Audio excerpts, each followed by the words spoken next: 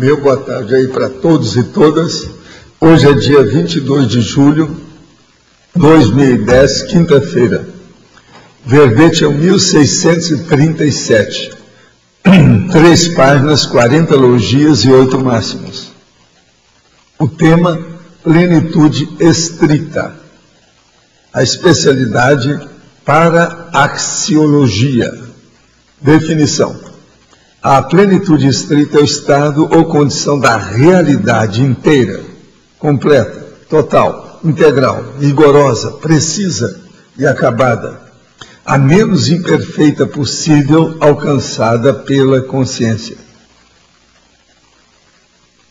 As plenitudes pessoais possíveis. A existência humana vivida com plenitude laboriosa. A acabativa interassistencial de alta plenitude estrita. O nível máximo de alta completude ou excelência evolutiva vivenciado pela consciência. A conjugação no mesmo ato do esmero, da exatidão, da justeza, da precisão, do primor, da correção e do capricho. A observância estrita do relevante. A suficiência satisfatória dentre as insuficiências humanas generalizadas. A exteriorização de energias conscienciais benéficas ao cosmos. A remissologia nós temos 15 itens e destacamos. Autopensionização analógica. Autossuficiência evolutiva. Completude consciencial. Dinâmica das complexidades, extrapolacionismo. Frase enfática. O nível de excelência da plenitude estrita é a condição ímpar de sustentação do desenvolvimento dos desempenhos da consciência lúcida, aspirando novos estágios evolutivos à frente. Você já alcançou alguma realização ao nível da plenitude estrita?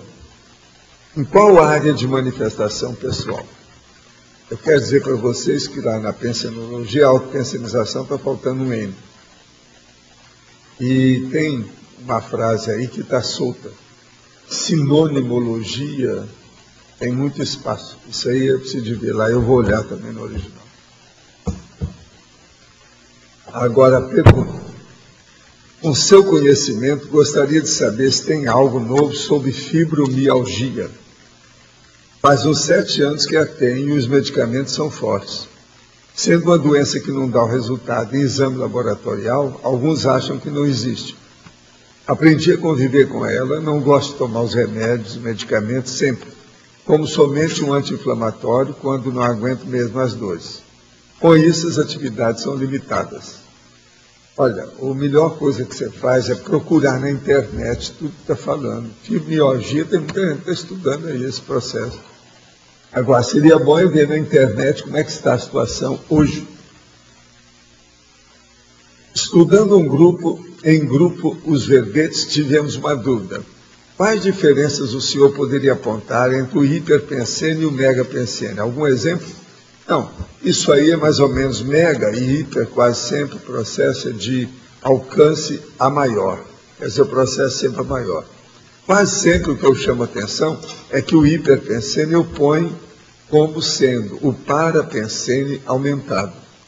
Parapensene quer dizer um pensene parapsíquico, multidimensional, grandão.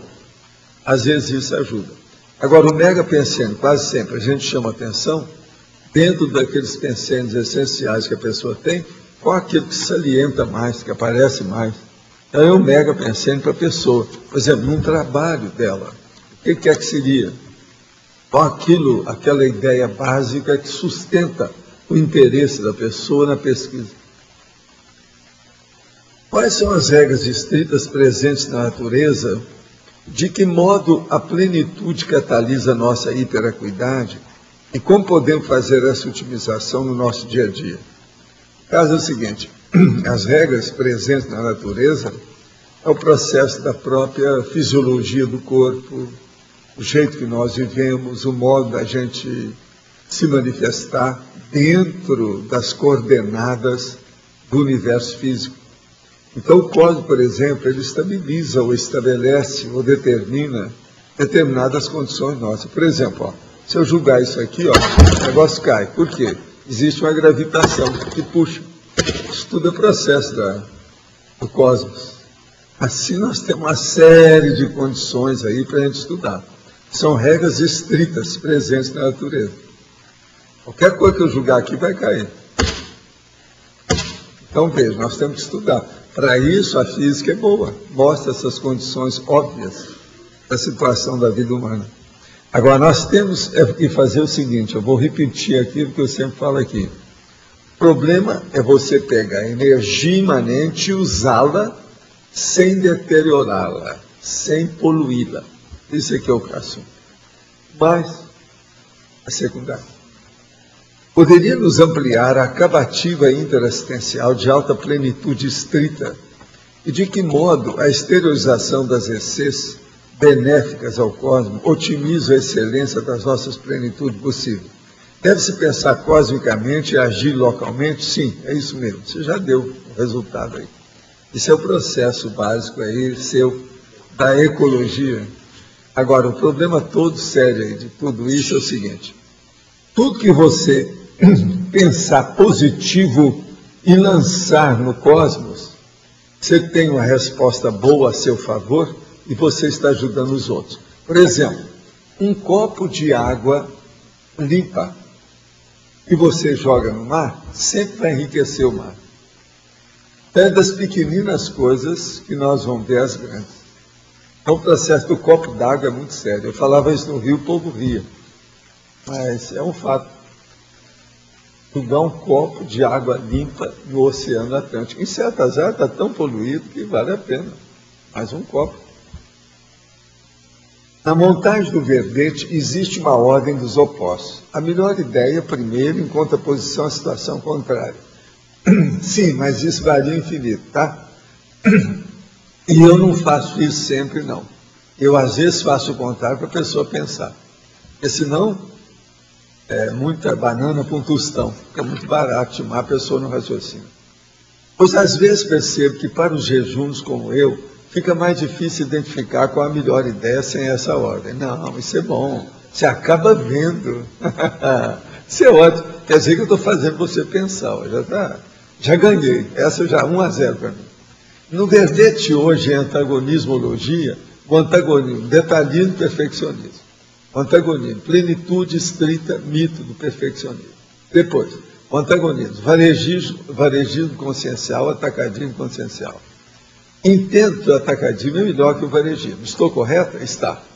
Por que nesse item a ordem melhor, pior não foi respeitada? Para mexer com você, para você prestar atenção. Tá certo? Antagonismo é uma coisa seguinte, você pode mudar os fatores para frente, para trás, antes, depois, depende do que é que você quer. Agora, eu gosto de mexer com, se eu pudesse, eu vivia com, sabe, tocando uma farpinha no leitor, para tudo que a gente pudesse. Eles chamam até que são as pegadinhas do Valdo, não é isso? Está crescendo. Como o senhor vê a biografia do médico e psicólogo o Frederick Pierce? Como analisa seu traço de personalidade exibicionista dentro do contexto de um psicoterapeuta? Olha, ele aí ficou mais falado dentro de uma das escolas de psicologia. A Gestalt. Estou falando certo? Gestalt. Mas o processo é a Gestalt. Aí é um problema que ele gostava de mostrar. Tinha os caras exibidos, né? Ele era exibido e tem um outro cara também exibido. Aquele fazia aqueles processos, tipo escola, com os trabalhos dele, muito falado, grandão, fazia iniciação com os caras e puxava, exigia muito do trabalho. Nós já tivemos um colega nosso que, quando veio para cá, ele queria fazer essas coisas com o povo. Todo mundo tem que entrar e pisar no barro. É assim que ele falava. Você lembra disso? Você chegou a ver isso, né? Quem conhece bem aqui é a Conceição, ela está por aí. A Conceição sabe quem é que eu estou falando, como é que é. Agora, veja, havia aquele cara que fazia isso. Quem é o sujeito? um jeito de iniciação, que levava que o povo levava muito a sério. Durante muito tempo, ele teve uma repercussão enorme.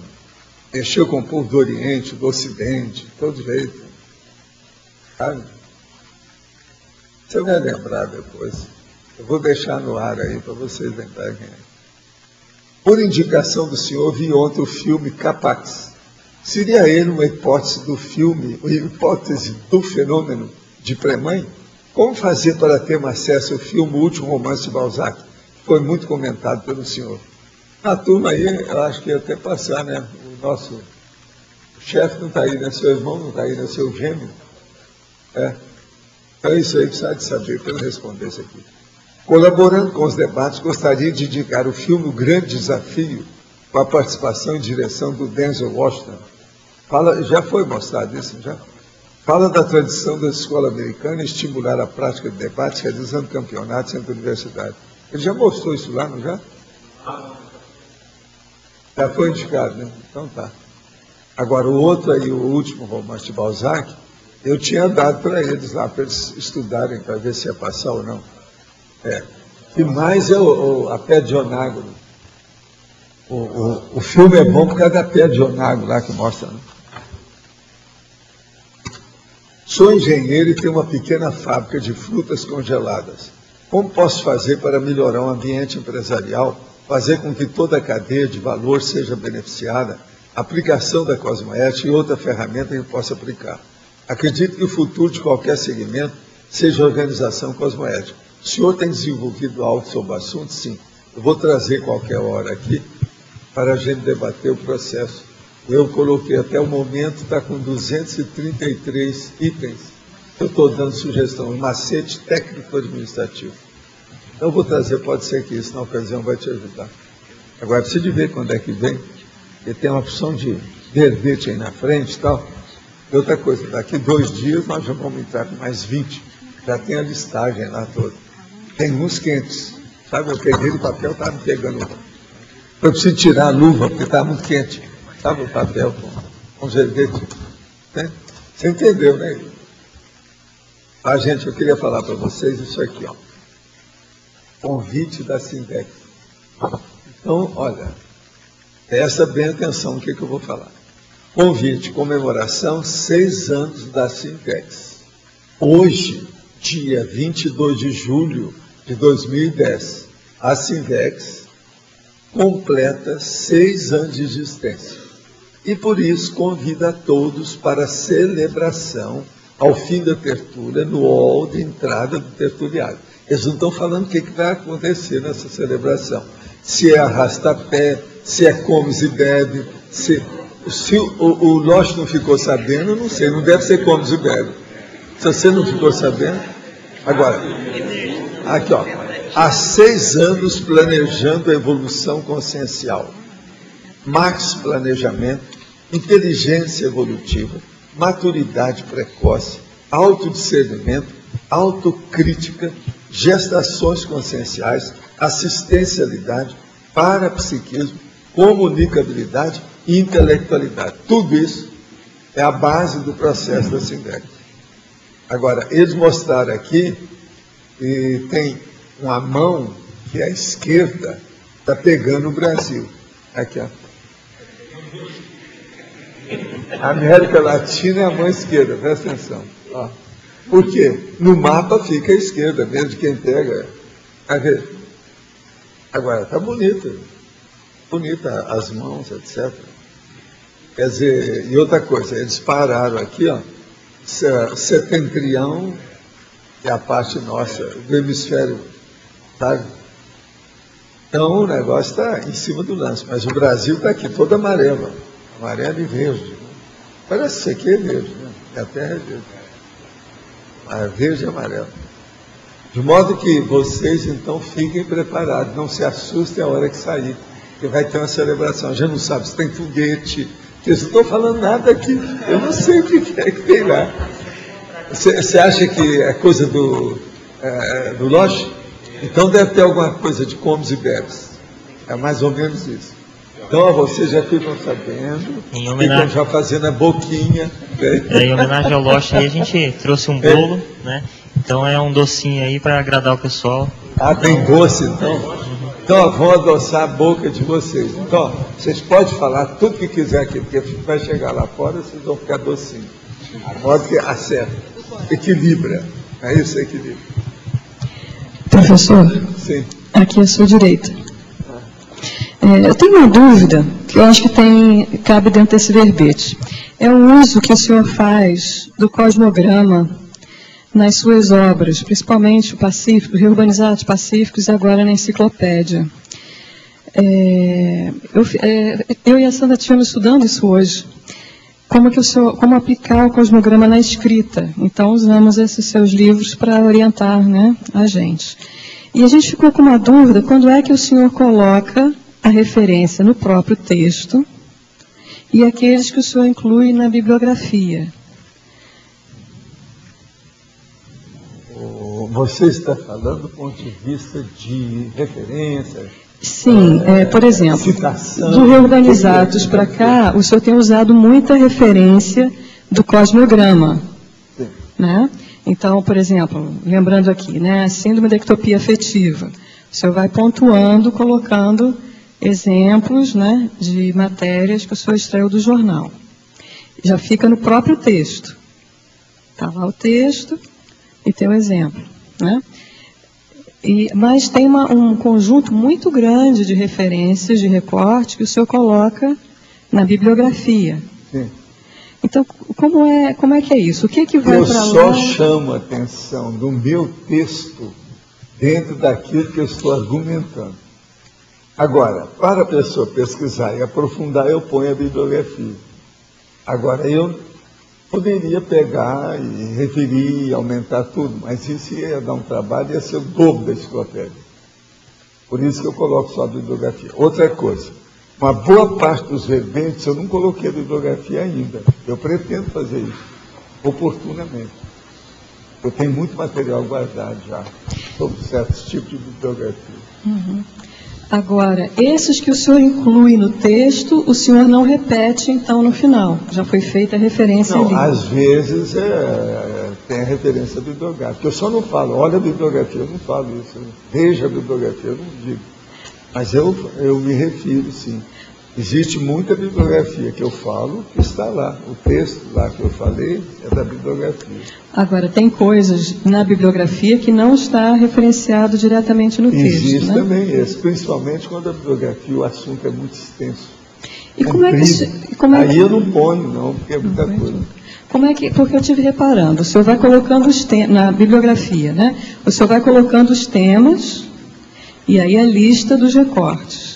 Então, aquilo é como se fosse o cosmograma daquela obra, né? São os temas do cosmograma daquela obra. Agora, um lugar que você pode observar isso melhor, olha no fim do Homo sapiens Pacífico. Sim, no Reurbanizados também. Eu estava exatamente, eu e a Sandra estávamos fazendo isso hoje de manhã. Olha os tipos de... Aquilo que nós trabalhamos muito, que você me ajudou muito nisso. Pois é, as epígrafes. Olha as epígrafes. Aquilo que é importante. É ali que eu dou o maior macete sobre essas coisas. Tanto o Reurbanizados quanto o Pacífico tem. Agora o Pacífico está mais trabalhado. Olha bem as epígrafes. Isso aí é que vale a pena, porque ali a gente picota o assunto. Passou o pente fino, o micrótomo. Deu trabalho danado. Não, é isso que eu estou falando. Aqueles subtítulos, na realidade, é o cosmograma daquela obra, né? Aqueles temas todos. Mas não é só cosmograma, tem uma opção de coisa diferente ali. Você sabe, o negócio, existem determinadas particularidades de ciência, de especialidade dentro do processo.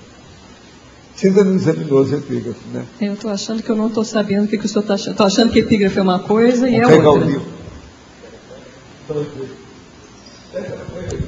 Então, olha dela já, vamos mostrar para ela. Eu acho que isso aí vai te dar mais ideia. O cosmograma ali, ele está picotado. Sim, eu acho que foi. Passivo, é o que você trabalhou mais. Agora, como é que o senhor montou esse picote? O senhor começou a escrever o livro e, ao mesmo tempo... Não, é porque... Não, mas você... Olha aqui, ó. Tá, a briga aqui já está funcionando. Vamos conversar do início do princípio. O problema é trabalhar durante anos. Agora, aqui, eu fiz isso. Tem que lembrar que eu tenho anotações de 60 anos. 30 anos. Bibliografia específica exaustiva. Aqui eu explico o que é isso e tal. Depois eu coloco mostrando a situação. Como é que é. Agora, as epígrafes começam assim, abandono. Então é isso que eu chamei de tema do cosmograma. Então estávamos falando da mesma coisa. Estávamos falando da mesma coisa. Esses nomes, abandono, não seriam temas do cosmograma? E debaixo disso o senhor coloca uma série de recortes. Mas o negócio é mais embaixo, é mais sério do que isso. Devido ao processo da convergência das ideias. Fala, explica aí, Thiago. É porque eu entendi que isso era o cosmograma dessa obra, e não o cosmograma geral. Mas é que ao juntar o material e a bibliografia, começam a aparecer coisas novas a partir dela. Sim, era isso que eu estava... exatamente isso que eu e a Sandra... Um exemplo disso... Então, o senhor começou a escrever e aí os temas vão sendo criados. Como é isso? Eu tenho um exemplo aí, Walter, que eu lembro bem, que é lá na Morex, que tem os escudos, mini escudos providenciais, que surgiu justamente na junção. Por exemplo, olha a análise. A análise são 2 páginas. Vai de 321 a 380. Só que tem 60. São 60 fontes. E dali vão aparecendo determinadas regularidades. É o Max Morex? Morex, aí tem uma subdivisão que é mini escudos providenciais. Em AMI. Isso surgiu na junção, na visão de conjunto da própria bibliografia. Dessa obra. Aí, e ele depois... Tem a Morex, depois tem a Morex da primeira infância. E lá pela Santos vai ter um mini escudos providenciais. Coisa que tem. Mas tem a Morex primeira infância também. Então, o senhor foi pensando os recortes e depois reclassificou, digamos assim, de acordo com esses vieses que a obra apresentou, foi isso? Isso. Agora, ó, essa bibliografia aqui é simplesmente violenta. Sim, a gente esteve estudando isso hoje. Bem, vale a pena ver, porque essa aqui picotou, nós picotamos tudo. Porque tem só 9.625 pontos. É pouco. Agora, não necessariamente o senhor usou esse... O que é, fala? O senhor não usou, digamos, especificamente lá no texto, o senhor não usou isso tudo. Mas ao incluir eu usei o conveniente para a minha argumentação. Mas isso dá todo um respaldo. Agora, ó, o que eu quero é isso. Eu quero o Mega Centro Cultural da Holoteca para eu colocar... A expor. Lembra das minhas pastas? Ela me ajudou muito nisso. Sem local e espaço é impossível. Quando a gente levar a holoteca para lá, Mega Centro, eu vou estender o holociclo até no fim. Vai ter nem sala ali para dar aula, nada disso não. Isso já tem que ser no meio.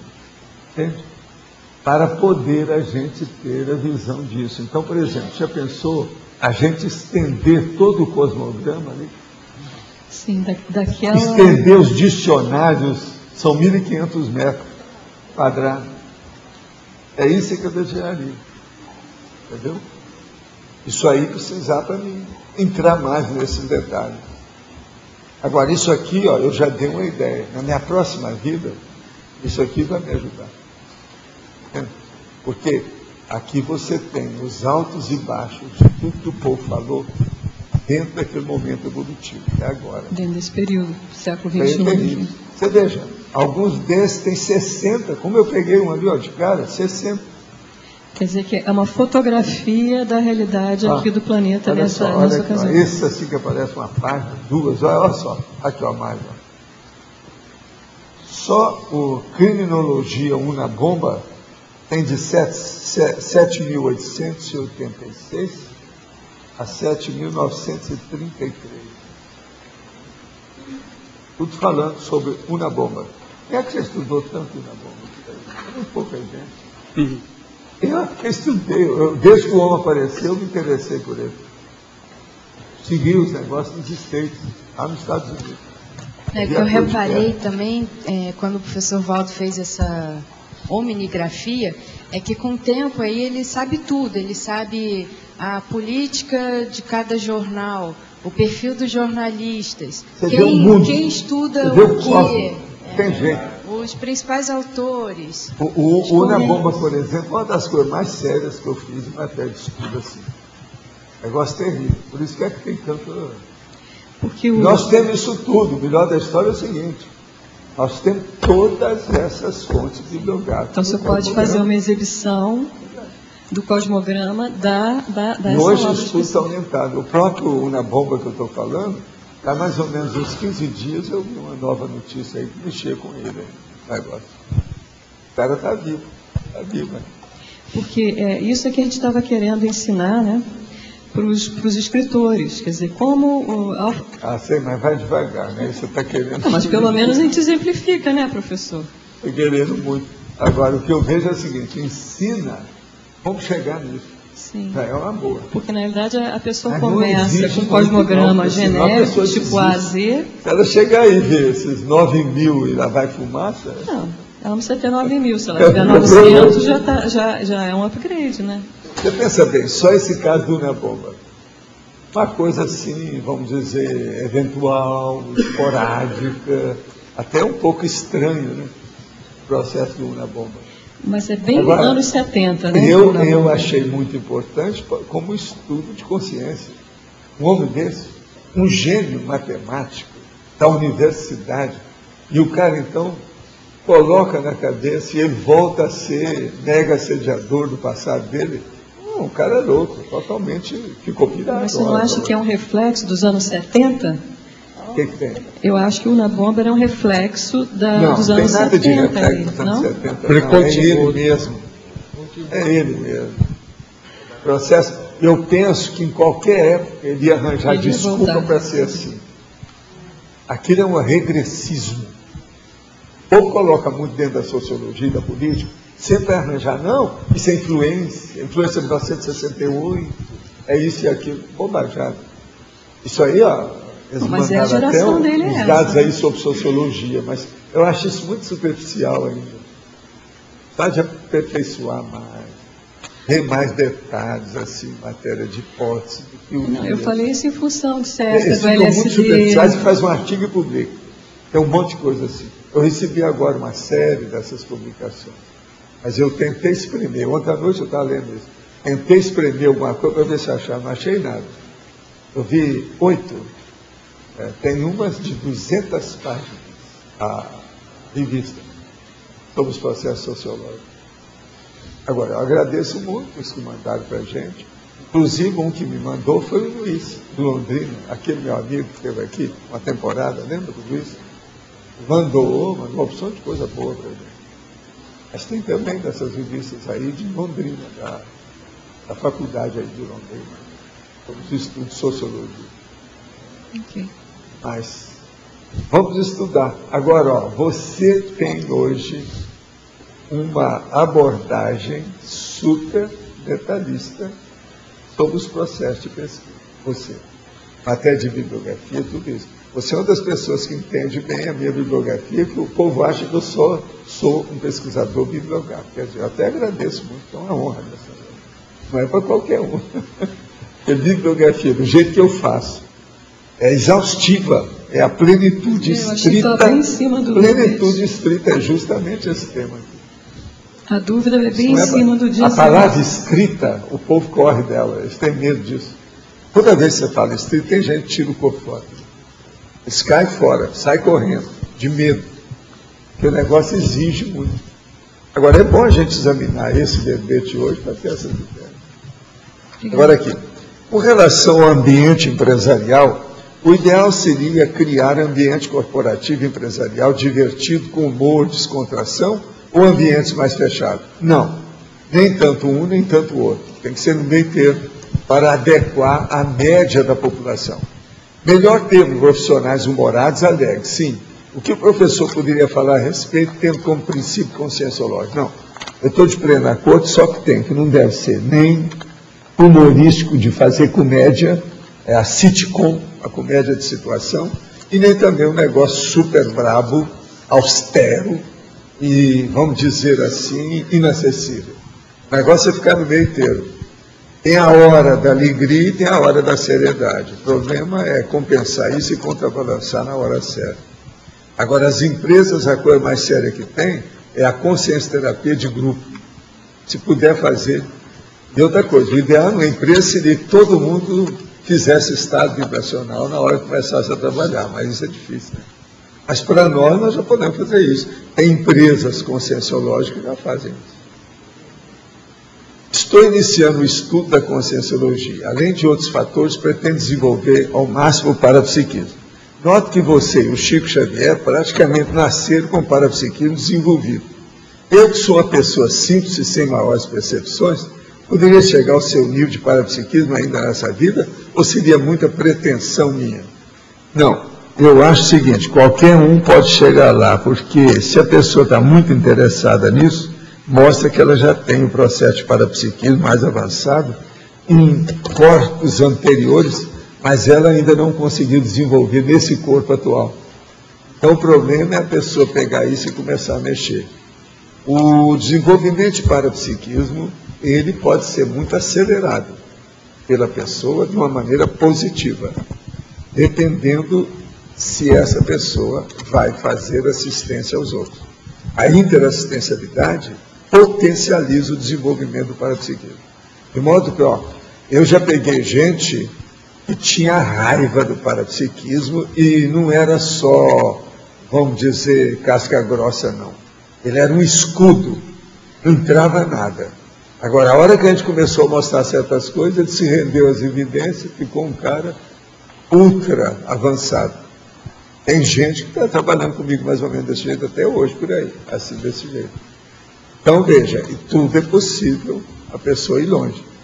E outra coisa, quando a pessoa descobre qual é o veio, o viés, a vertente, que ela tem tendência de vidas anteriores, ela desenvolve mais depressa. É muito interessante você ver uma pessoa dessa que nunca mexeu com nada, né? Desde pequeno não quer saber, tinha até raiva.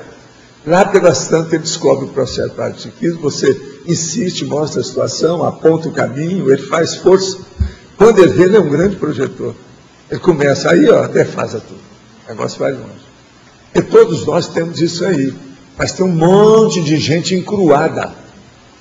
Então, encruados no cosmos. Acordem. O problema todo é esse. É o que a gente está tentando fazer. O povo tem que sair do armário. Até um certo ponto é isso, são desencruados. Na página 31, na binomiologia, encontramos o seguinte, o binômio, valor de referência e valor da referência. O professor poderia esclarecer melhor o contraste entre os dois termos do binômio?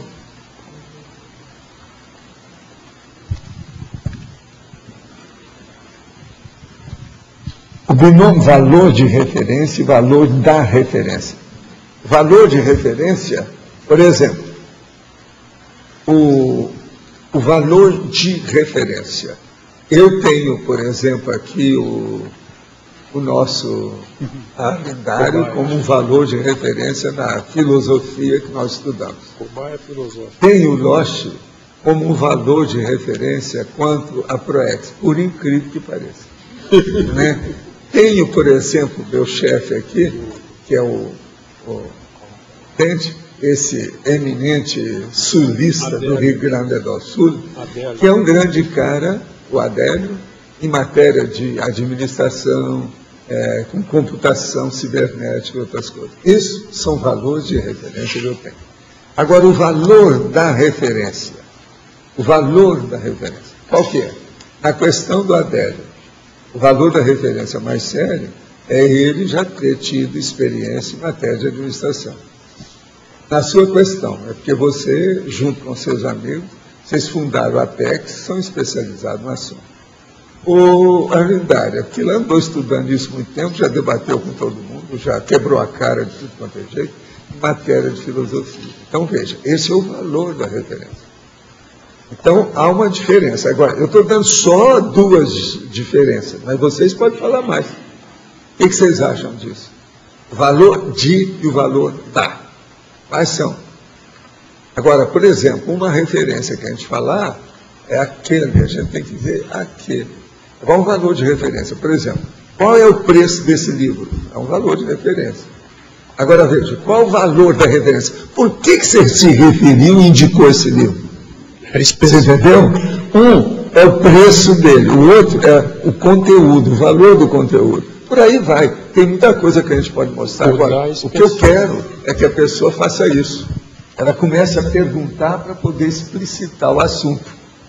Então, uma mudança de letra muda tudo. É o de para dar. Aí é só um é pelo a. Não é nada, uma troca. Mudou tudo. Mas fala. Não, que o dá especifica, né?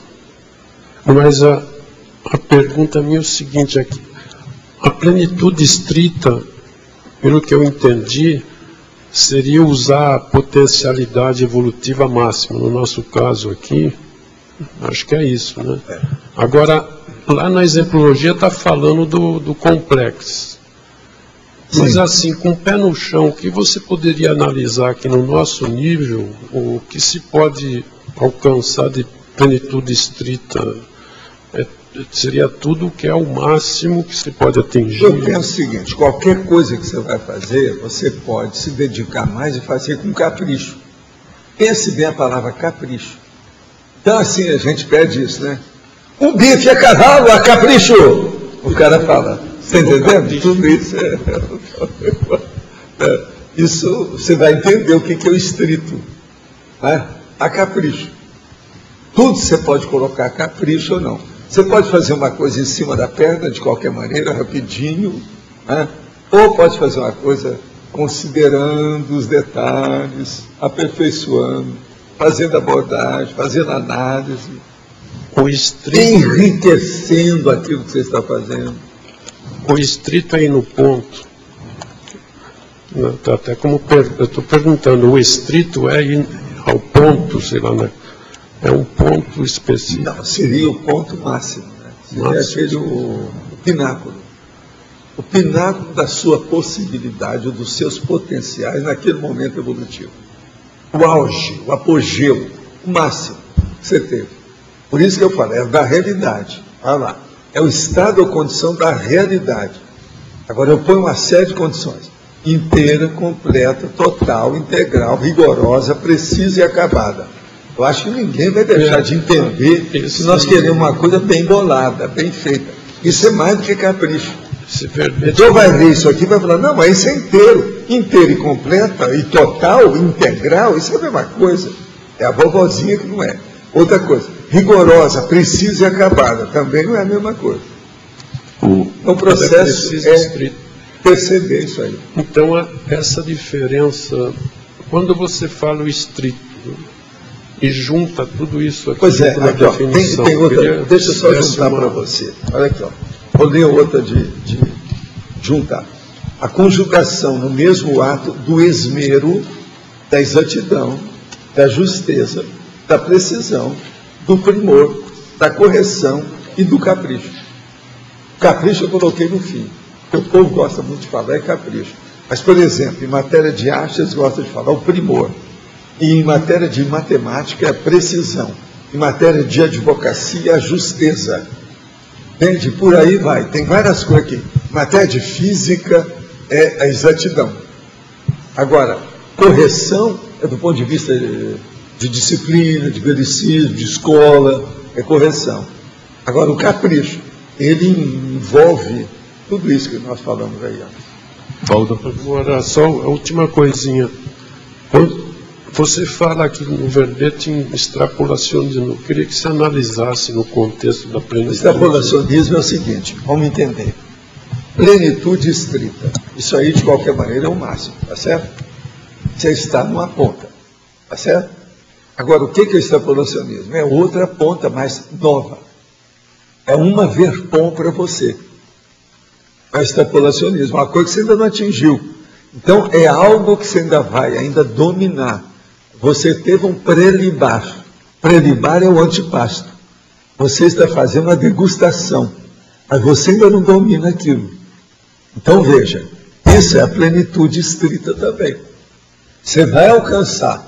É uma plenitude estrita que você ainda é amador. Você só pensa, vai estar sonhando. Aquilo é o sonho do horário de consumo seu, mas você ainda não domina. Você vai chegar lá. Com isso, a gente está começando a entender o processo mais sério. Agora, a plenitude estrita. Essa expressão é terrível. Vocês não vão ver isso com muita facilidade, não. Dentro da filosofia, a gente acha quem fala em plenitude estrita. Mas é muito difícil ver isso aí assim. O estrito, ele fecha, né? Ele dá uma, vamos dizer assim, uma maturidade objetal. Ou seja, uma maturidade conteudística. Ele mostra, não é só o processo a gente falar que é um qualificativo ou ele é adjetivo o processo, não. Ele dá uma composição de maturidade no processo. Entende como é que é? Então precisa pensar muito. As palavras, gente, elas são, às vezes, muito mais sutis do que a gente pensa. Cada processo de significado, né, das acepções. Valdo, aqui no D. Posso fazer uma referência ao valor de referência e dar referência? Normalmente, tanto no espanhol como no português, utilizar o de vai junto com um adjetivo e o da vai junto com um substantivo. São dois usos totalmente diferentes. Vou te dar um exemplo. Quando você fala de controle de qualidade, você está referenciando a qualidade do controle. Agora, quando você fala de controle da qualidade, você faz referência ao controle de uma característica específica que é a qualidade. É um substantivo. Então, tem, por exemplo, aí as duas variações. Uma coisa é controle de qualidade e outra coisa é o controle da qualidade. Aí ajuda bem. Esclareceu bem mais coisas. Alguém quer falar mais sobre qualquer um, seja o dia ou da? Na verdade, era sobre o que o Arlindo estava falando antes. Pode ser, se alguém tiver um dia ou da aí. Com relação àquele exemplo, só para ficar mais claro, por exemplo, se a gente pega a escala evolutiva, a gente pega a semiconsciência, a plenitude, né, seria esse trânsito intrafísico e extrafísico? Ou, por exemplo, o projetor, seria a projeção? A plenitude dela é fazer uma assistência de alto nível dentro de todas as potencialidades que são oferecidas a ela. Isso é para qualquer um. Desde o tenepsista até o evoluciólogo, etc. Todo mundo. Eu vou trazer qualquer hora um verbete que eu estou escrevendo, vai dando uma cabeça. A escala interassistencial. Então, a escala da interassistencialidade. Entende? Agora eu estou pondo 15 condições na ordem lógica, vamos dizer, decrescente. E junto com isso eu coloco 15 outras personalidades na ordem alfabética e não estão incorporadas naquelas 15. Então, por exemplo, eu ponho a turma da escala evolutiva das consciências lá. A maioria daquela turma que está mais viva, que somos nós, né? Mas, fora, eu coloco aquele que não faz interassistencialidade. Por exemplo, pré-serenão vulgar não faz. Uma isca inconsciente não faz. Ela sofre assédio. Isso não é assistência. Então, eu vou especificar através de 2 listagens como é que são as coisas, para chamar a atenção. Não. Você vai ver depois. O negócio é brabo. Negócio velho. Agora, eu coloquei 15 que a pessoa pode ver, né? É a minha listagem que eu fiz, a pessoa pode fazer a dela. Agora, vai ter aquele cara que vai chegar e falar, não, eu estou fazendo a tenebra, eu sou superior a serenal. Sr. Valdo, Na fatologia, o senhor coloca ali a teática judiciosa. A primeira linha. Teática judiciosa. O que seria exatamente dentro da A plenitude? pergunta aí do seu lado. Essa dona aí pode falar o que é. Ela é especialista no assunto. Fala aí para ele o que é isso. Estou usando até os termos do jurídico. Então, eu penso que justamente a precisão, né, muitas vezes, que o próprio direito tem que empregar. Teática judiciosa. Mais do que isso, você não tem jeito. Primeira coisa, Tanto tem que na teoria combater quanto na toda a prática. ambiguidade. Começa por aí. A impunidade que o senhor falou, né? Não, e também a ambiguidade. A ambiguidade. A ambiguidade é que vai entrar, né? Entre o lícito e o ilícito. Isso. Então é a questão da precisão nas interpretações. Não é interpretação no caso. É hermenêutica. É exegética.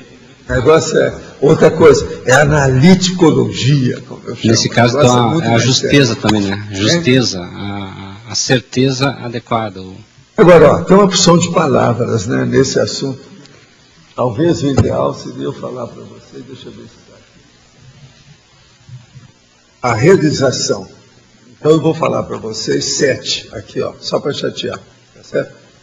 Esmerada, factível, teática, plena, exata, exaustiva e fixada. Vou repetir. Realização, esmerada, factível, teática, plena, exata, exaustiva, fixada. Mais do que isso, nem Serenão não vai falar nada, não vai pedir. Se você chegar numa condição dessa, está com tudo. Isso é um teto máximo para o processo de realização. Agora, realização, eu não estou falando o quê? Pode ser qualquer coisa, desde que seja cosmoético, evolutivo, né? Que seja bom. Olha o segmento. Presta atenção. Para não haver dúvida. Faltou alguma coisa? Não, observa do ponto de vista de direito. Observa do ponto de vista da computação, de comunicação. Observa. Observa do ponto de vista filosófico lá. Aí tem tudo. Se você for olhar. Outra coisa, não vai dizer que o negócio parece que é igual, mas que não é. Observa bem. Agora, olha o alcance de cada coisa dessa. Entende? Isso aí, eu estava estudando aqui antes de começar aqui a tertúlia. Eu escrevi ali, baseado nas coisas que eu estava vendo aí. Esse Medeiros está falando isso diretamente, mas ele não tem as 7 aí do jeito que está. Ele tem 2 7, tem um na definologia e tem outro na fatologia, mas não tem isso. Do jeito que está ali, não. Esse é o resumo de tudo. Agora aqui outra pergunta. Geralmente, quando atendo os meus pacientes com acupuntura, eu faço EV e exteriorizo energias. Porém, eu percebo que o EV e a exteriorização são mais fortes para alguns pacientes e mais fracos para outros. Qual seria uma possível explicação para isso? É porque, às vezes, certos pacientes estão absorvendo melhor a sua energia e outros ainda não têm o desenvolvimento para isso.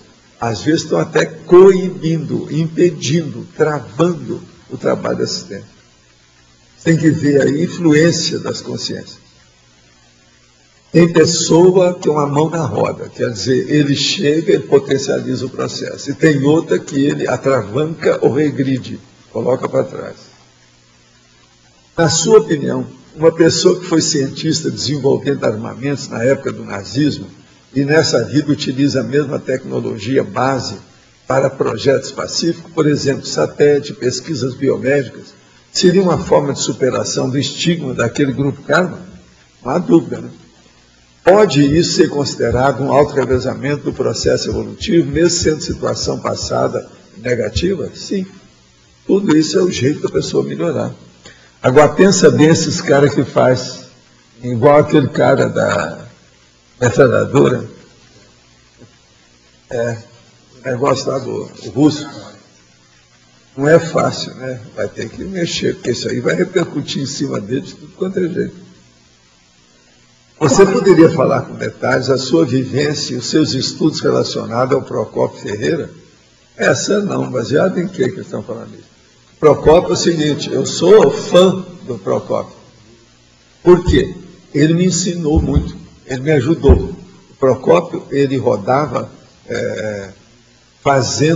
mostrando uma peça em que ele era sozinho, a peça inteira. Entende?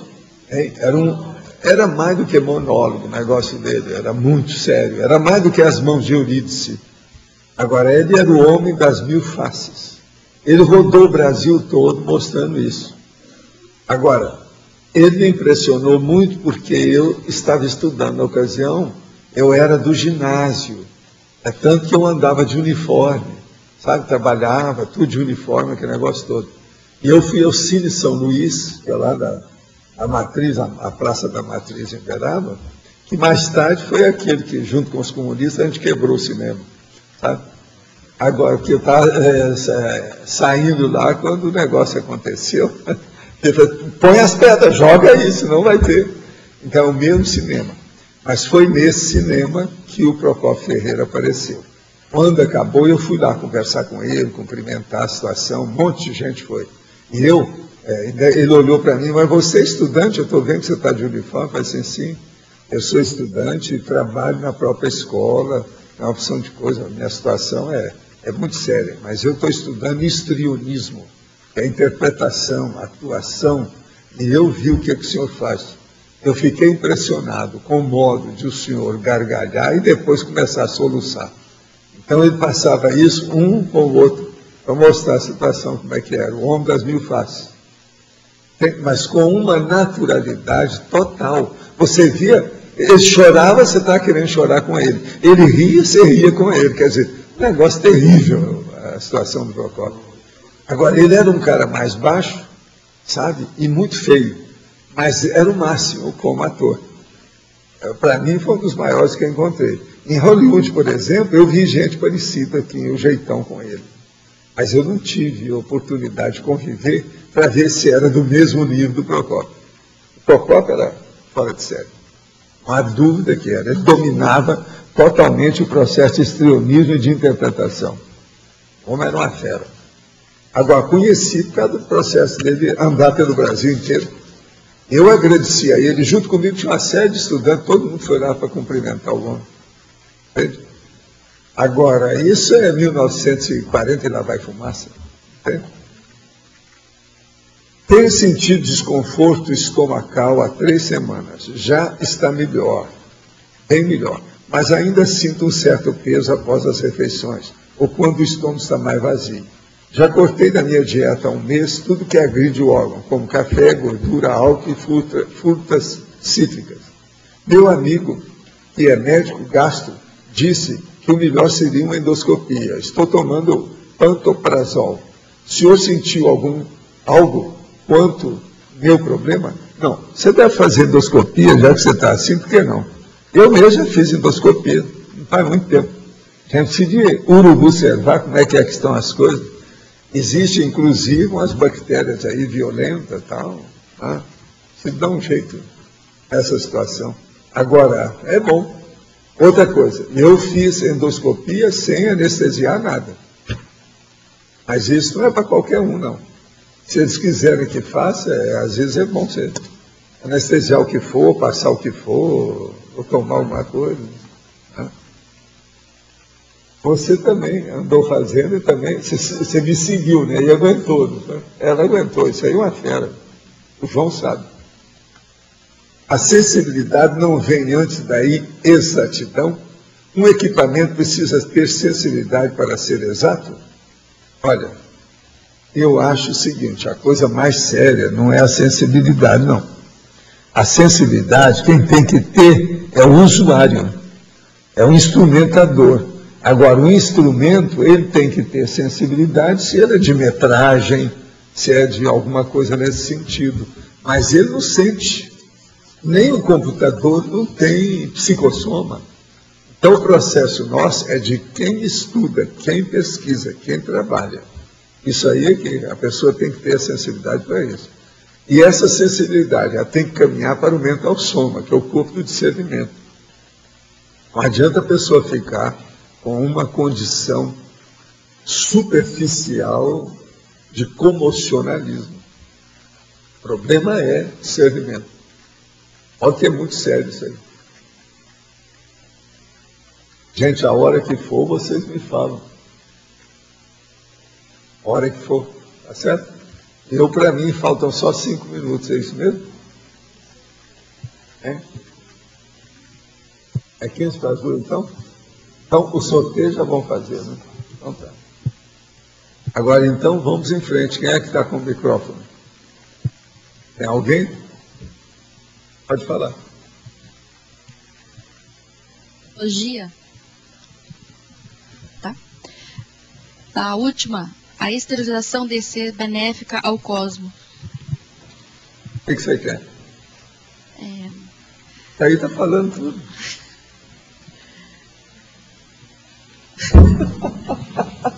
Não, mas às vezes você não faz uma esterilização mais específica para determinada situação? É esse? Não, você pode colocar tudo pela aqui, ó, para todas as aranhas que estão perto de mim. Para as aranhas daqui 1 quilômetro. Para as aranhas do cosmos. Vamos mandar energia para todo mundo. Tudo você vai ajudar. Um copo de água limpa potencializa o mar. Oceano Pacífico. Vamos pensar nisso. É assim que a gente tem que pensar. A gente tem que dar valor para os processos de energia que a gente tem.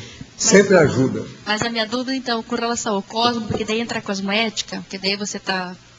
Como é que é? Não, o cosmos, o senhor colocou ali porque ele está relacionado à cosmoética, que daí acontece o melhor para todos. Não, é porque é tudo, né? É o problema do universalismo, né? A gente tem que ajudar todo mundo aqui. É bem mais amplo. Esse é o caminho. Olha aqui, ó. Cosmos. Eu sou amigo seu. Você é minha amiga. Nós estamos dentro do cosmos. Aí eu estabeleço uma corrente daqui para lá. Você sente? Alguma coisinha? É isso aí. Muitas vezes, quando vou me projetar, me deparo com alguns fenômenos que me trazem um certo desconforto. Como, por exemplo, algo como se fosse um feixe de energia entrando ou saindo da região dos meus mamilos e na região renal, o que me traz uma intensa sensação de cócegas, até que são desagradáveis. Mas como sou sensível a elas, eu acabo voltando à tentativa de interrompê-las. Gostaria de entender o significado disso, se é algo bom ou ruim, mas reforço aqui que a sensação é boa. Não, você está trabalhando com as energias e está começando a desenvolver o processo. Agora, você tem que se esforçar com o estado vibracional e estabelecer a sua sinalética energética e parapsíquica. Esse é o caminho da sua sinalética. Anota isso tudo, vê o que é que fixa com o tempo, e com o tempo isso tudo fica assentado. Aonde encontra a planta da sua casa? Já vi em algumas tertúlias, o senhor comentou sobre a sua casa. Ele está me pedindo planta. Nós nunca fizemos planta.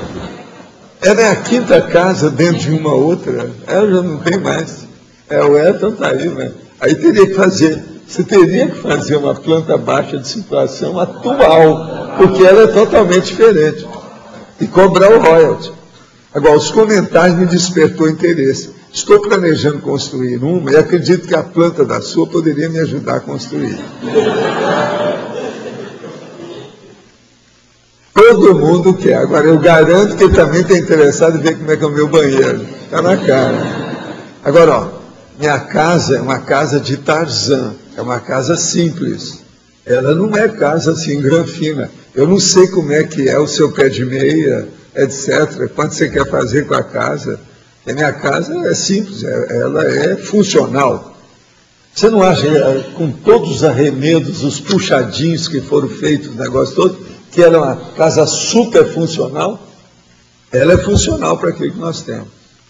Agora, talvez era o caso de você uma hora, você brinca, ele faz desenho na mão, assim, ele faz na hora. Faz um desses desenhos seus e vou mandar para essa pessoa. Você me dá aqui, eu aí dou para a turma, ele chama, ele vai ver quem é. Você fica de olho, porque se eu fizer o desenho, eu chego aqui e falo, você vai acabar vendo como é que é. Agora, ó, não vai rir da minha casa não, mas senão eu apareço aí. Cuidado. Ele vai achar, isso não é casa, isso é um barracão, ou qualquer coisa. Sei lá, né? Você já entende. Agora, ó, mostra que o pé direito do meu quarto, que é diferente. O povo não entende bem isso, não. Aquele pé direito não é todo mundo que tem. Isso aí é muito importante. Outra coisa, mostra o bunker. Tem que falar. Faz um desenho uma hora desses seus assim. Aí eu chego aqui, a gente dá para eles mandam. Pode colocar na internet, né? Tudo. Qual a posição do professor sobre as especulações sobre 2012? É de vomitar. Eu vomito quando eu escuto essa besteira. Isso é uma bobajada. Então, dá vontade da gente vomitar. Essa é a minha posição.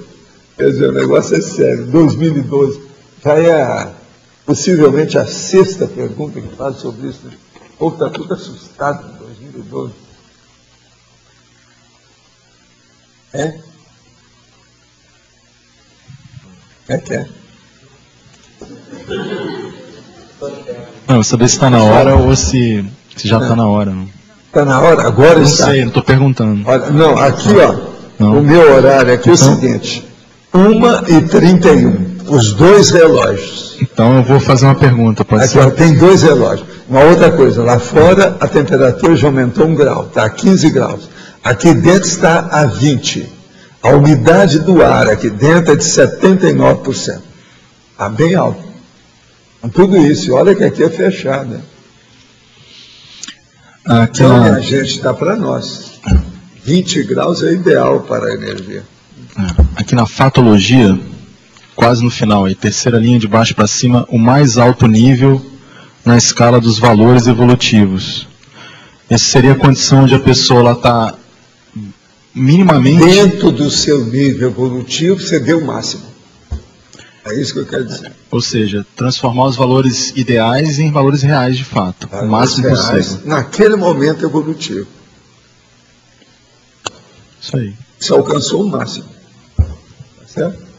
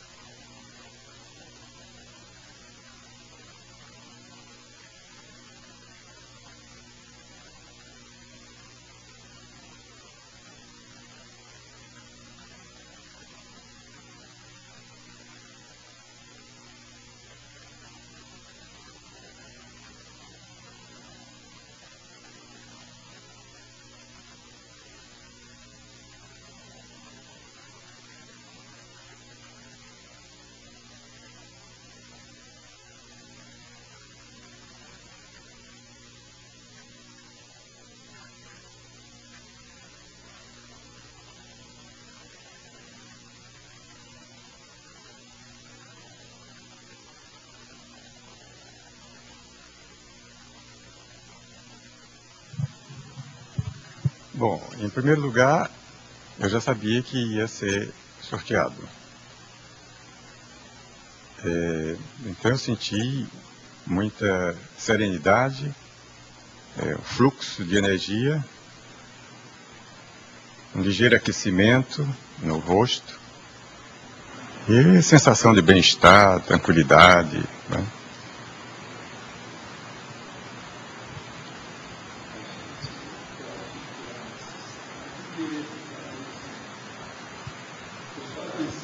Para todos aí, porque senão a pessoa não quer parar nunca. Ela segura a situação, entendeu? Isso é bom, viu? Eu só falando que do jeito que está aqui hoje, do jeito que está, não dá vontade de parar, não. Eu fico aqui até a noite, você resolve. Se quiser, pode ir embora. Eu vou ficar. Você está entendendo? A tendência da pessoa, às vezes, é essa. Que ela se sente bem. É o processo da zona de conforto específica, especial. Às vezes tem disso. Mas e você, como é que você foi? Depois que o meu cardio-chakra acalmou, demorou um pouquinho. Eu senti uma sensação de ausência do ambiente, né? E também um bem-estar. Era como se eu estivesse assim num colo, assim, quentinho, gostoso, né? Te aconchegaram. Isso. E bem-estar, né? Alegria. Agora, ela tem um jeitinho mesmo de, né? Uma menina para ser aconchegada, não é isso? Interessante. Eu acho que eu também sabia que você ia me escolher, que eu queria tanto. Eu senti uma energia, depois que acalmei meu cardio-chakra, que foi complicar, fria, bem fria, mudou na hora. E senti aquela sinalética que eu sinto sempre do lado esquerdo, que eu sempre atribuo amparador, mas não sei. E depois eu tive no mental soma assim, que eu devia me tranquilizar, que as coisas iam acontecer no seu tempo. Foi muito bom. Essa aqui, ó, tem já um certo desenvolvimento parapsíquico, a gente sabe. É a Luciana. Entende? Então, você está sentindo bem. Acabou. Entre os mortos e feridos, como eu chamo, todos se salvaram, não é isso? Você está bem, né? Vamos nessa.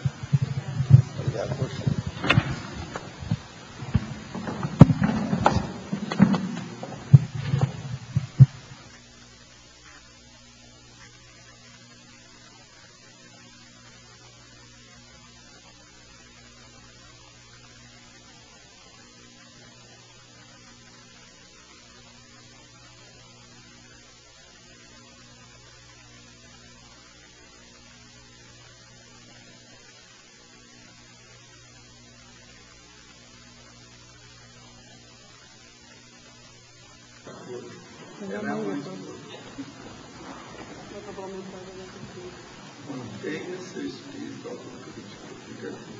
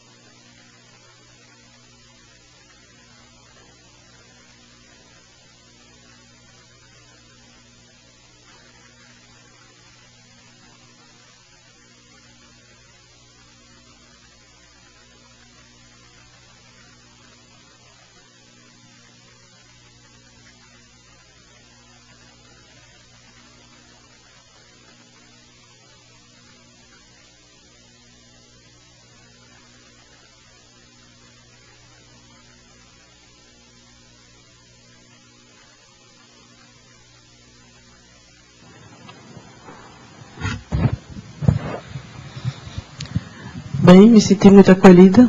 É um fluxo de energia muito intenso. O rosto ficou bastante quente, né, uma temperatura mais quente. Em seguida, comecei a me sentir muito desconhecida, como se estivesse um pouco fora daqui. Me vieram as imagens de uma situação que eu vivenciei no Rio, e a ideia de autoencapsulamento parasanitário, que foi essa experiência lá. E veio essa lembrança por 2 vezes, 2 momentos aqui. Eles me proporcionaram o entendimento de que aquilo foi uma extrapolação para essa temática. Foi o que eu compreendi. Muita ectoplasmia, muito frio nas mãos, nas pernas. E a calmia íntima, assim, tranquilidade muito grande. De qualquer maneira, se sentiu bem, né? Muito bem. Muito bem. E você, Mariana, como é que nós estamos com a natureza?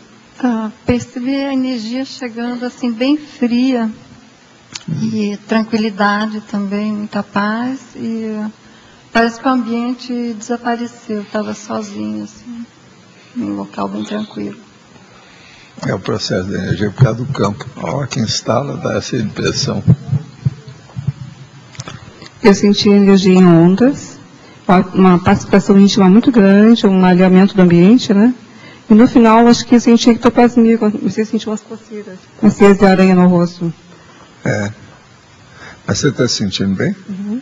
Valeu a pena? Muito. Uma coisa que é impressionante nisso, em matéria de mega euforização, é o seguinte, é que isso nunca é banal. Isso é uma coisa terrível. A gente faz assim várias vezes, a experiência jamais se banaliza. Ela não fica comum. Ela é sempre singular, é ímpar, parece que é uma nova, é diferente de tudo que você já teve. É sempre assim. Devido ao processo de você sair da matéria. Professor, nesse momento... A vivência é extrafísica. Isso, a vivência extrafísica. Então isso dá esse problema de não ser nunca banal, entende? Uhum. Nesse momento de descoincidência, a sensação que parecia não estar aqui nesse ambiente, sim um ambiente extrafísico, eu ouvi muitas vozes, muito movimento, muita diálogo, né? Não consegui pegar muita coisa, mas assim um burburinho, uma conversação, tratativas, coisas assim. Agora, vocês se sentiram bem, né? Isso aí é que é importante para registrar a sensibilidade com respeito ao campo, né, energético. Muito bem mesmo. Tranquilidade, sim. Tá bom. Eu agradeço muito vocês. A parte Nós me que toca. agradecemos.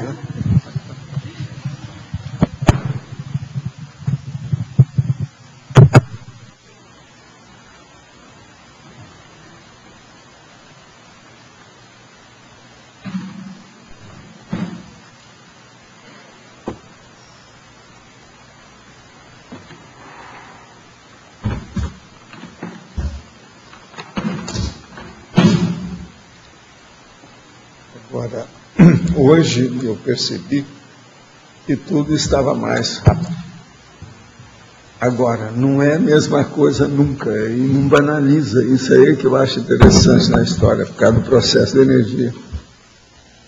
O problema da sensação da ocorrência, como é que é?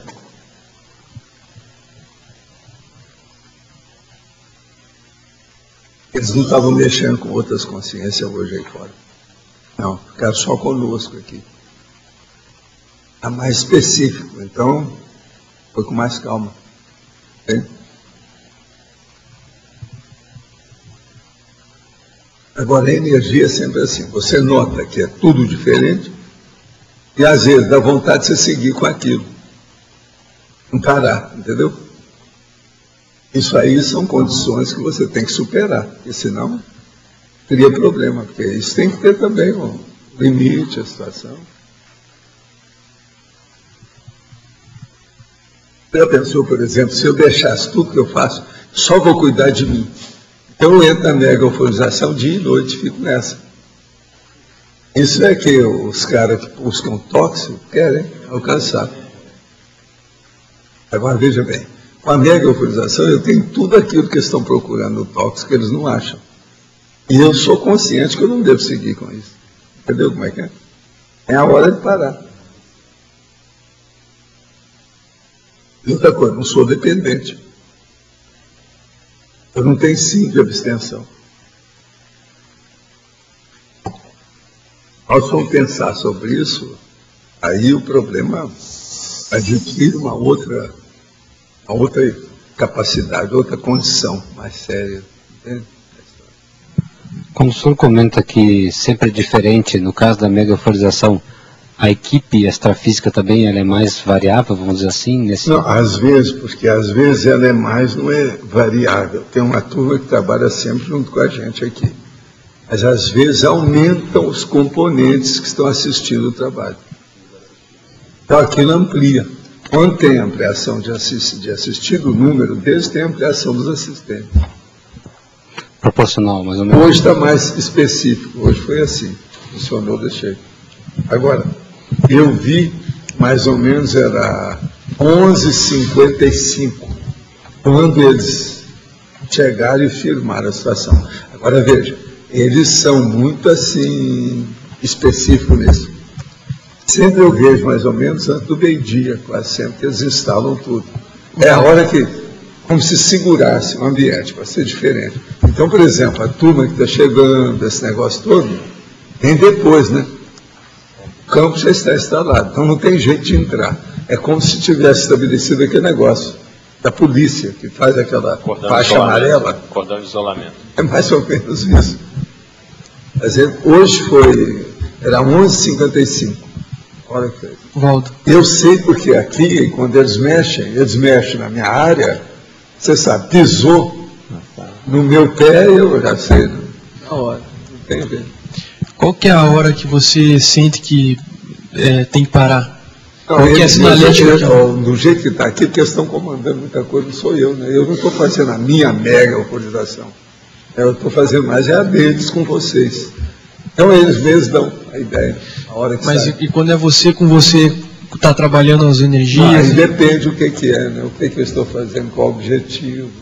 Sempre tem. Né? A gente nunca está assim, totalmente assunta, entendeu? Totalmente livre. Eu estou sempre empenhado em algum contexto, em algum objetivo.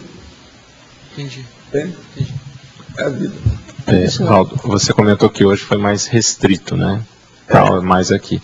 O que influi nisso? Quais são as variáveis, os determinantes do contexto que influi deles trazerem mais assistidos, menos? O verbete pode ser É coisa deles, né? Tem muita coisa que não diz respeito a gente. É o processo deles, a assistência que eles estão fazendo, o nível que está, como eles veem a situação.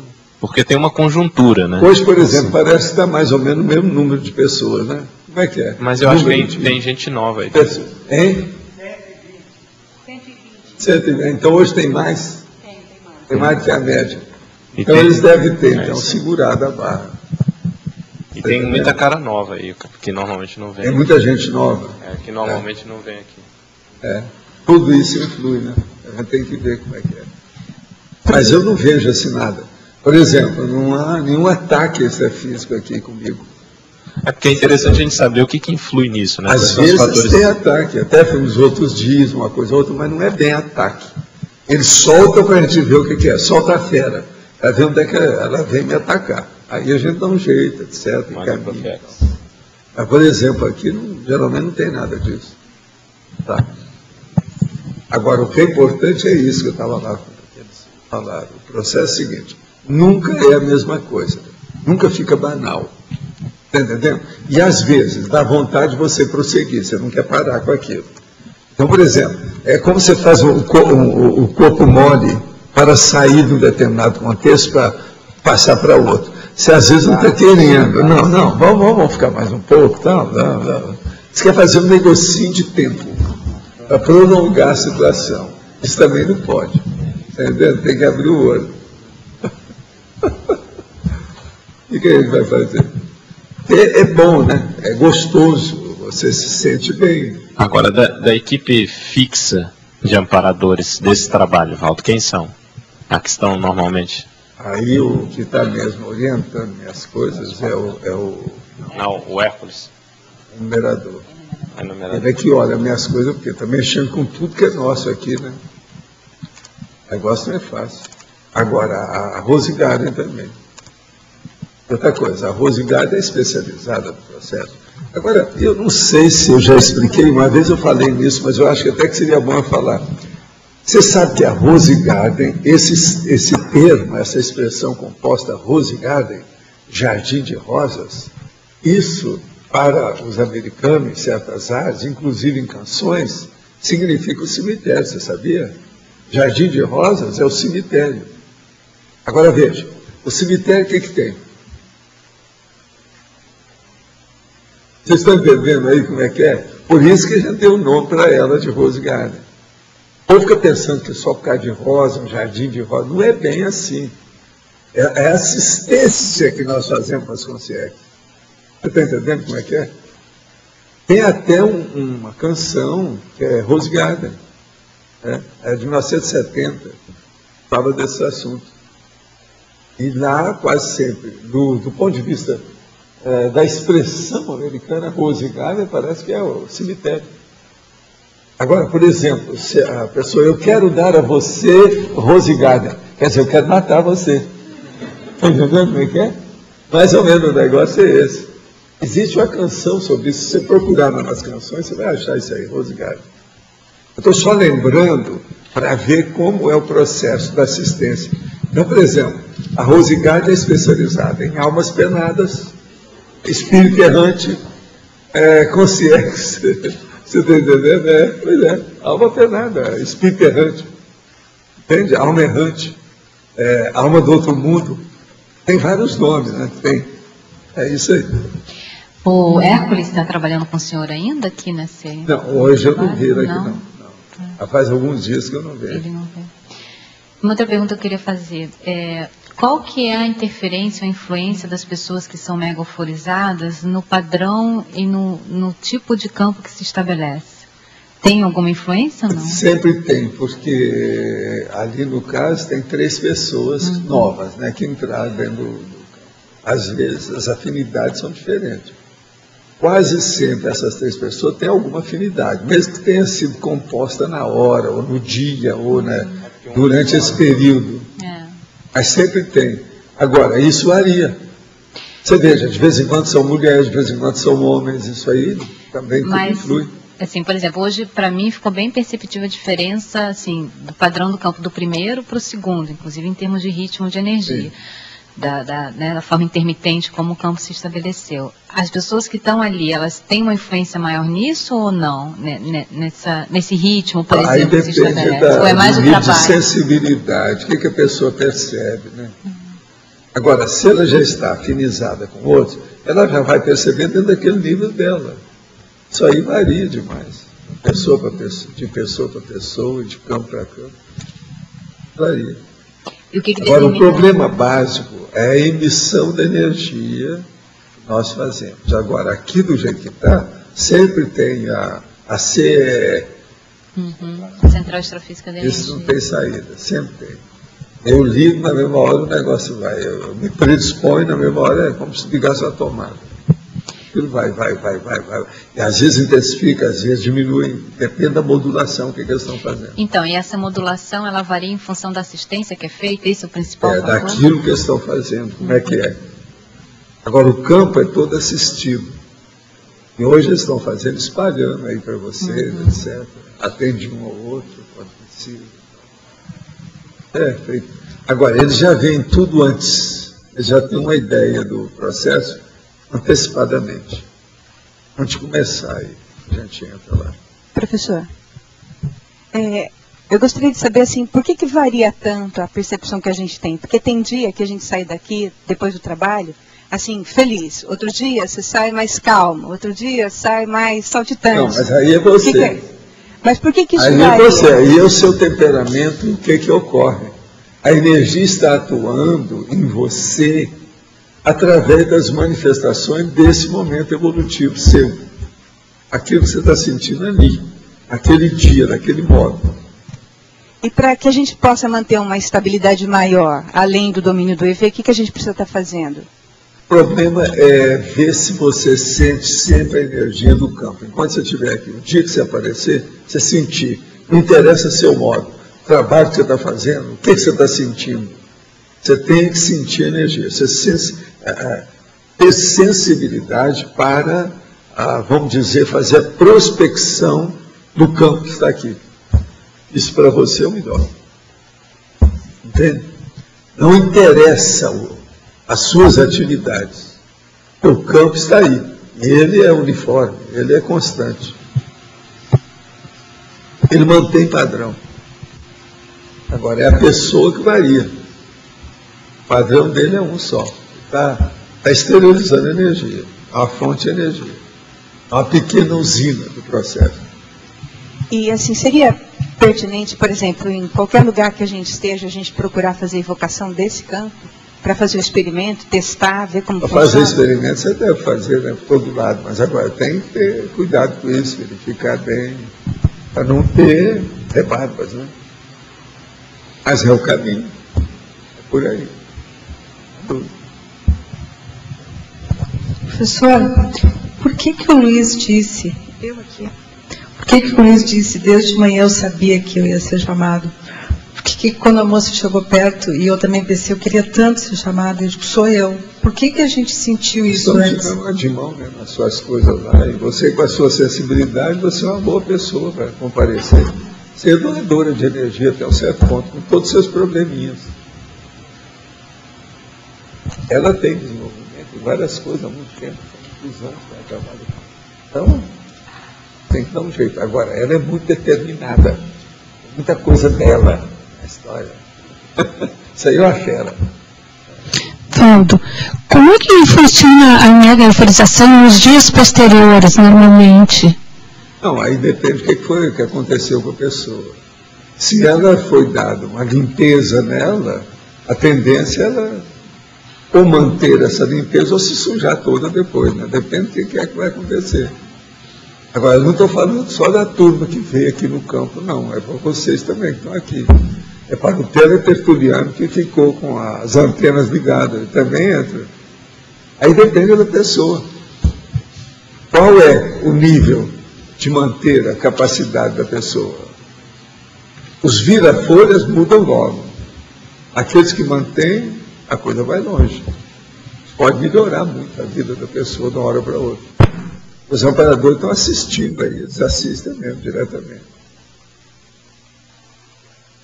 Que o senhor fez aquela historização, eu senti todo o processo do campo. É como se eu fosse, é assim que eu estou me sentindo, como se eu fosse atendida. Ó, a hora que você começar a sentir bem o campo, você vai ver a hora que ele vai acabar. Antes dele acabar. Você vai sentir o término do campo junto com o campo, junto com a gente.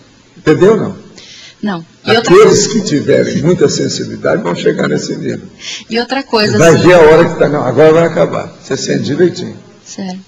Então, nesse nível, você estava pulsando no mesmo ritmo do campo.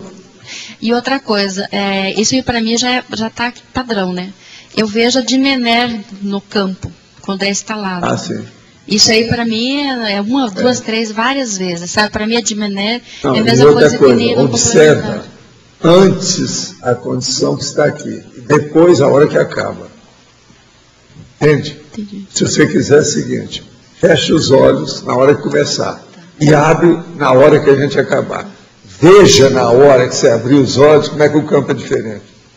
Você vai ver Dimener, pelo menos instantaneamente você vai ver Dimener. É tudo mais branco, com mais energia, etc. Tal. Mais nítido. Parece que a gente está enxergando mais com a lente mais forte. Professor. E dá diferença também a oscilação, às vezes. É o processo de clarividência, isso aí mostra isso aí. Aqui. Qual é a conexão da megaforização com a atividade que o senhor tem lá embaixo no Luciclo, nos atendimentos? Eu estava de manhã lá e... eu não participei da atividade, mas a sensação que me deu era bem essa. Lá depende do caso. Nós temos, às vezes, tanta energia igual o campo que está aqui. Hoje de manhã... Depende do que é. Tem de tudo. Entende? Por causa do processo de assistência. Às vezes é preciso, né? Hoje de manhã teve algum... Lá embaixo, uma coisa que tem muito é o seguinte. Eu vou atender uma pessoa, antes da pessoa chegar, a gente limpa o campo da pessoa. Então, às vezes tem uma, duas consciências, que seria bom ser afastada, etc. Não é bom estar ali. Para a pessoa abrir o jogo. Para ficar mais solta. Que eu percebi assim, uma diferença sentado próximo, né, lá dos atendimentos. Não, eu percebi. Sabe, já teve gente que já esteve aí trabalhando com isso, inclusive médico, médica, tudo para ficar perto de mim. Agora, você sabe, tem dia que às vezes a gente atendia muita gente. Entende? Hoje não, quando tem muita gente, geralmente eu estou atendendo 10, 15, não passa disso. Já teve época que eu atendia mais. E aí eu percebi assim, uma expansão das ideias, até assim, o afastamento de companhias extrafísicas que já estavam há algum tempo, euforia, alegria, vários assim... A gente evita de ter muita gente lá perto devido aos processos íntimos, privativos da pessoa.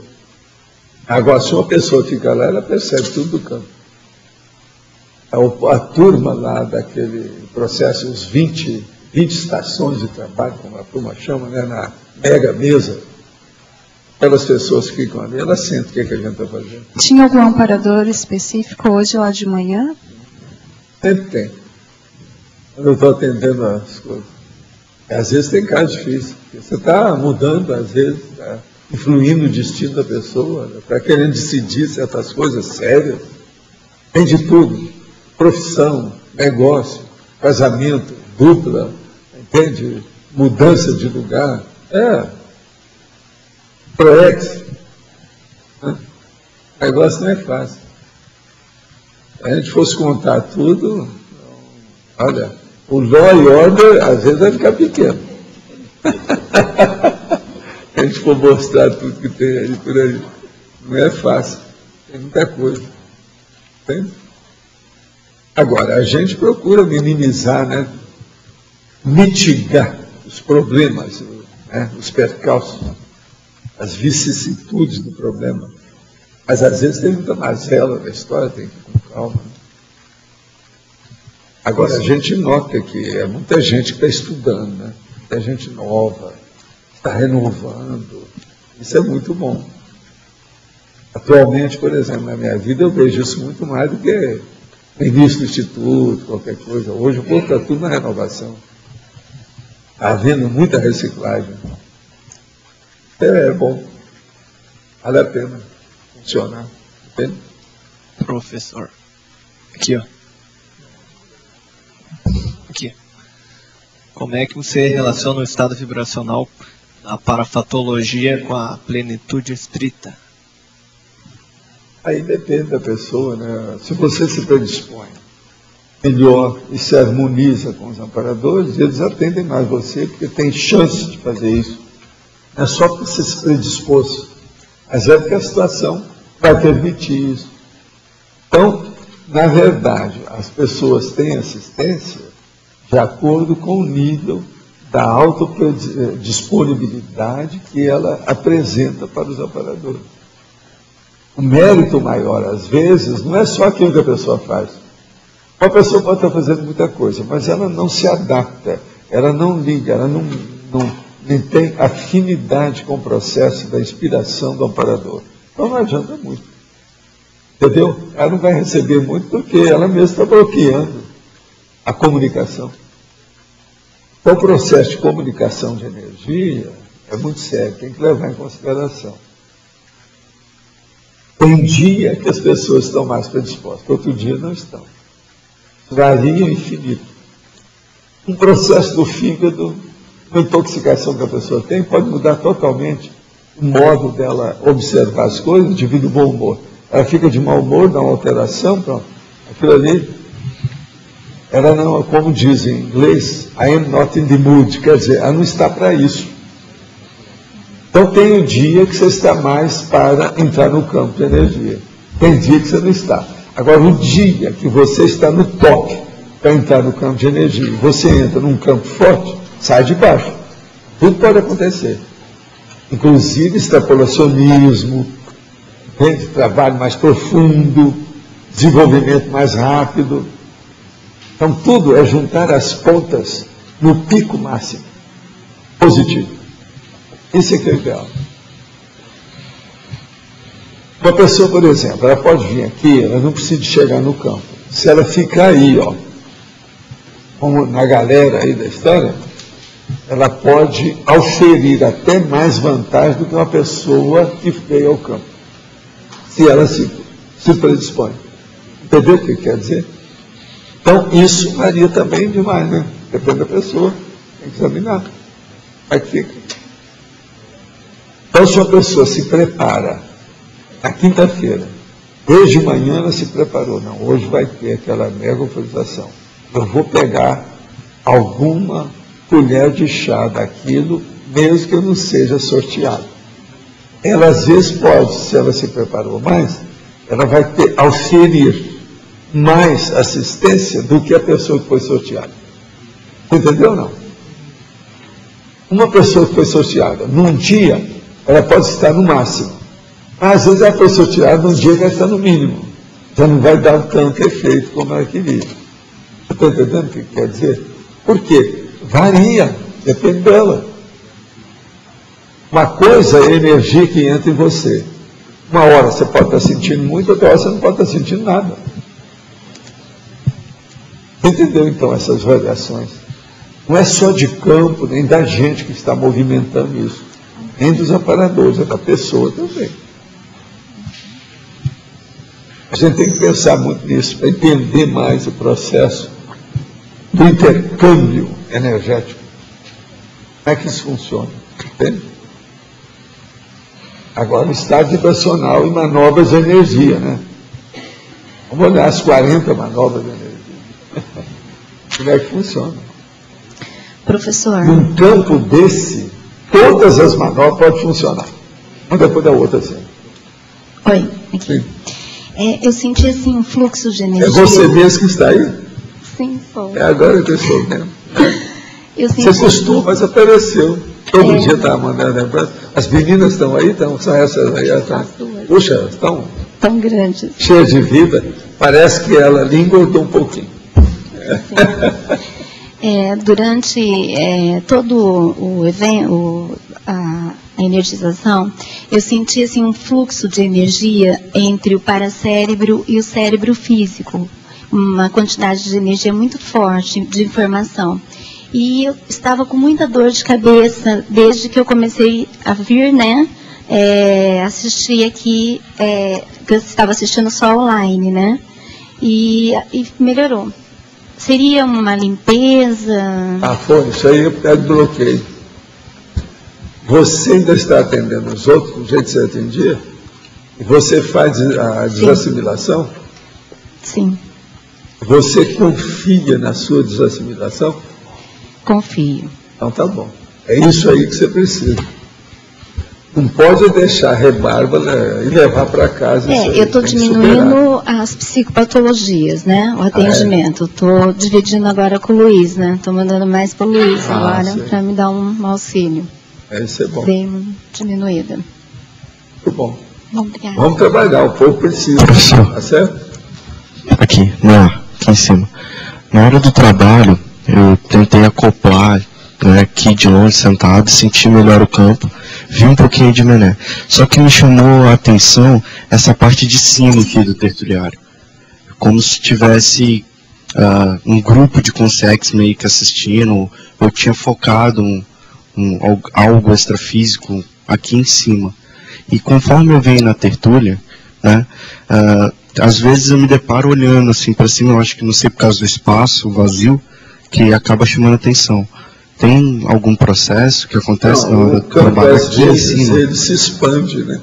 Às vezes a pessoa tem essa sensação assim, né, da energia do campo.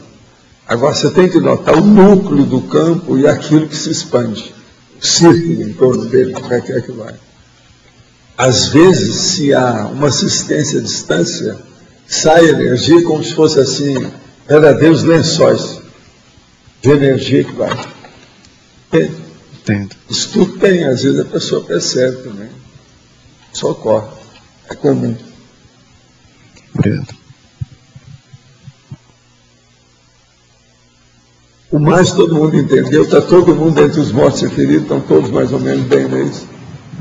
Tem nada para reclamar. Se tiver, já estavam reclamando, é isso? Tem que saber.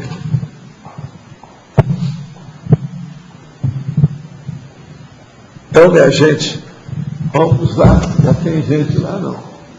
Vamos em frente, os nossos comerciais, por favor. Obrigado.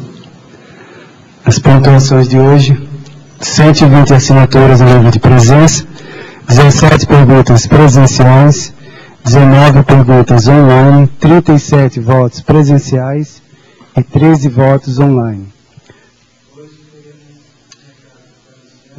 O ECP3, a Rose sobre a Unescom, o AMIN acoplamentário, a Sinvex, concurso o currículo do investidor existencial, e a Patrícia e a Vivian sobre o primeiro encontro de empreendedorismo e negócios.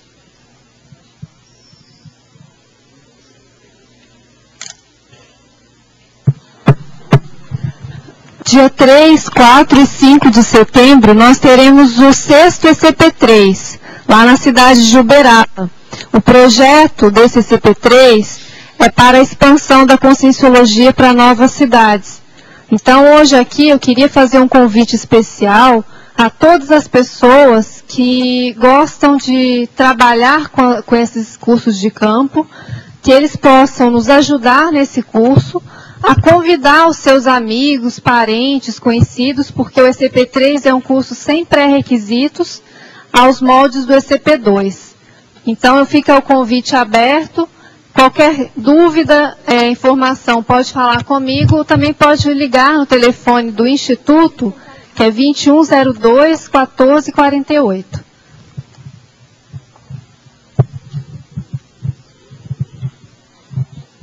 Boa tarde a todos.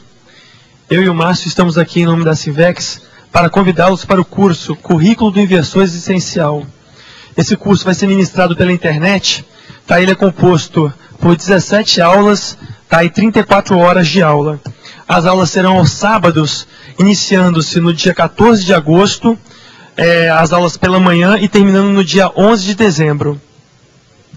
Nós convidamos a todas as pessoas interessadas na aceleração evolutiva, porque a Sinvex convidou vários especialistas para abordar principalmente aquelas lacunas dentro da formação da pessoa que busca a aceleração através de técnicas evolutivas. Então, vão ter temas lá sobre TENEPS, autoinvexometria, autocriticidade, finanças e autoconsciencioterapia. Então, estão todos convidados. As pessoas interessadas podem também mandar e-mail através do cursos@asinvex.org. E mais informações também através do nosso site www.asinvex.org.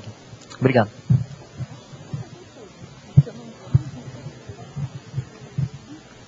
Boa tarde. Amanhã vai ter início mais um acoplamentário.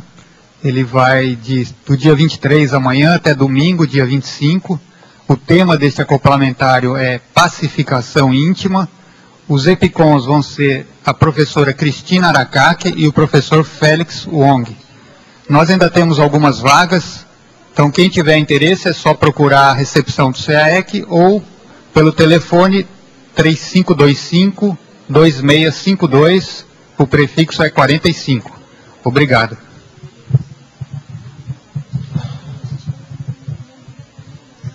Boa tarde a todos. O Discernimentum e a Unicim convidam para o primeiro encontro de empreendedorismo e negócios da Cognópolis Foz, que se realizará neste sábado 24 de julho, das 8 às 19 horas. O evento será no auditório do Discernimentum e contará com palestras sobre empreendedorismo na Cognópolis, casos de sucesso, incubadora de empresas, condomínio empresarial, seguro-saúde, cooperativa de crédito, dentre outros assuntos. Bom, o evento vai se encerrar com a inauguração do Espaço Saúde. Então a gente pede a todo mundo que tiver interesse em participar do evento, que ele é gratuito, lembrando aí a todos, não tem custo nenhum, que se inscrevam até amanhã. Então o prazo da inscrição da gente vai ser até amanhã. Podem se inscrever pelo e-mail gerência@discernimentum.org ou pelo telefone 2102-1400. Então, o prazo da inscrição é até amanhã, tá bom? Boa tarde. Mentalês é o verbete eleito para amanhã, da especialidade intraconscienciologia, ficando omnicatálise, da especialidade catalisologia, para sábado. Então, boa tarde a todos e até amanhã.